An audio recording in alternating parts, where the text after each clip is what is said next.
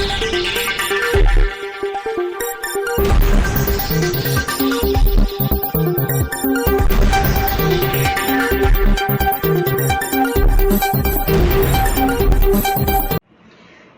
દર્શક મિત્રો, આપ જોઈ રહ્યા છો શ્રી નોટ સમાચાર। બોડેલીમાં ડેકોરેશનની દુકાનમાં એકાએક આગ લાગતા ભારે અફરાતફરી મચી, જેમાં દુકાનનો તમામ સામાન આગમાં બળીને ખાખ થઈ જવા પામ્યો।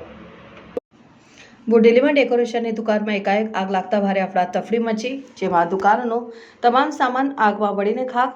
બોડેલી નગરના હરીફાઈ માર્કેટ લક્ષ્મી કોટન રોડ ઉપર સવારે આગની ઘટના બની, જેમાં ડેકોરેશનની દુકાનમાં ભયંકર આગ લાગી, જે અંગેની જાણ ફાયરની ટીમને કરાઈ। તેની જાણ થતાં જ ફાયર ફાઇટરની ટીમ ઘટના સ્થળે પહોંચી ભારે જહેમત ઉઠાવી આગ ઉપર કાબુ મેળવ્યો।